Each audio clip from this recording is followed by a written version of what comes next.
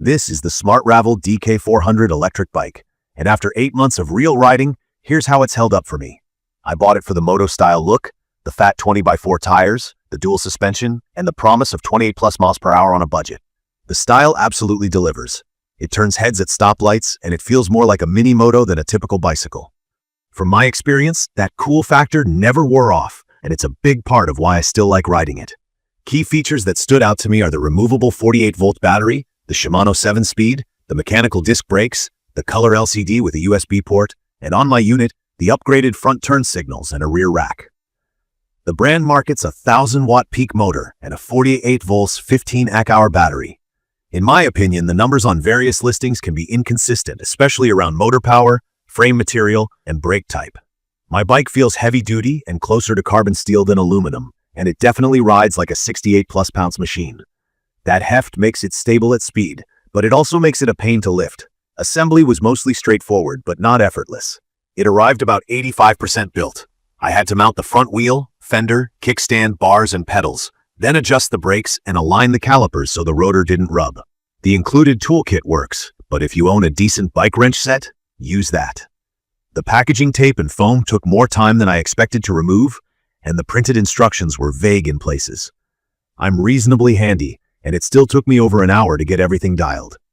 If you're new to bikes, budget a relaxed afternoon and watch a couple of setup videos. On the road, the DK400 is a blast on flats. The throttle response is punchy, the past pedal assist ramps up nicely, and I can cruise at 25 to 28 miles per hour without drama. Those big Chaoyang tires add a lot of stability and soak up chatter even before the suspension kicks in. They do hum on pavement and add rolling resistance, but the planted feel is worth it.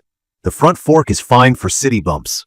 The rear shock on mine was basic and under-damped, so I swapped it for an affordable aftermarket unit, and the ride quality improved a lot, especially over brick and rough patches. Hills are the weak spot. From my experience, the motor feels tuned more for speed than torque.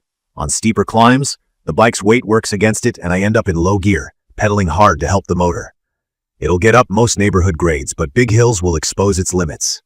If your commute is hilly, keep your expectations in check or look at a mid-drive or a hub with more torque. Range for me, about 190 pounds with a backpack, has been roughly 20 to 23 miles on throttle only at mixed speeds, and 35 to 45 miles using PAS at level 2 to 3 on mostly flat routes. That lines up with the 48-volt 15 Ah capacity. After 8 months and regular charging, I haven't noticed a big drop in range, maybe a slight decrease, which is normal for lithium batteries. Charge time is around 5 to 6 hours from low to full. The removable pack is clutch. I pop it off and charge indoors, which is convenient and better for security. Braking has been reliable. My unit has mechanical discs. Bed the pads in properly and they'll stop the bike confidently. Because the DK400 is heavy, the brakes can heat up on long descents.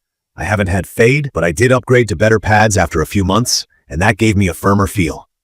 I also check cable tension every few weeks. Mechanicals stretch slightly over time. The LCD is bright, easy to read, and the USB port is handy for topping off my phone. The control buttons are simple, and the Shimano 7-speed shifts cleanly if you keep the cable tuned.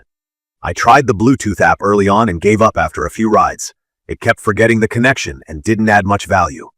I just used the built-in display for speed, battery, and trip info. Lights and signals are decent, with a caveat. The stock headlight looks cool but wasn't bright enough for me on dark roads, so I mounted a brighter light on the bars. The tail light and brake light have been reliable. The front turn signals on my bike needed a quick connector recrimp early on. Since then, no issues. The rear rack is sturdy enough for a small pannier or a milk crate, and the max payload rating feels believable. I've carried groceries without any handling surprises. I've done a few other small tweaks. I added a padded seat cover because the stock saddle was too firm on longer rides. I tightened a handful of spokes after the first 100 miles. Fat tires and hub motors can work spokes loose at the start.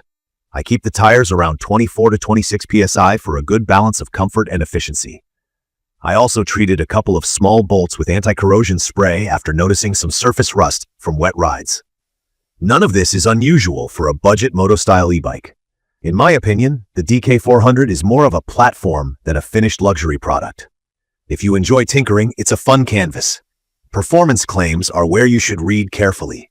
The 1,000-watt peak label is believable as a momentary burst, but day-to-day it feels closer to a 758 class hub when climbing. On flat ground, it's fast and fun, which fits how I use it most. Urban cruising, quick errands, and laid-back weekend rides on bike paths. It's not an off-road monster, and it's not a featherweight commuter you shoulder up 3 flights of stairs. It's a sturdy, stylish cruiser with real speed on flat terrain. It's perfect for riders who value the moto look, want confidence and comfort from fat tires and dual suspension, and do most of their riding on relatively flat streets.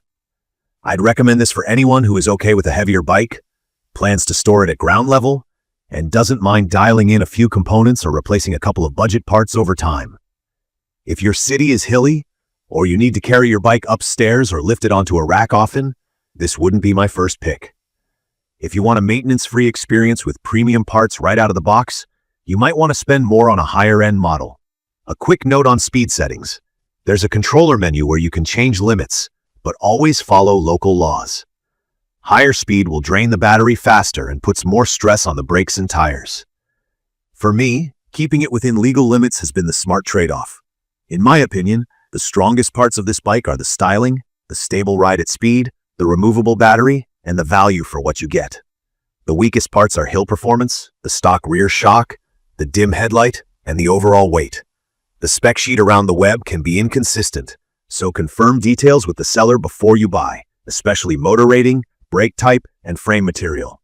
In conclusion, the SMARTRAVEL DK400 has lived up to my expectations as a fast, fun, budget-friendly moto-style e-bike for flat terrain.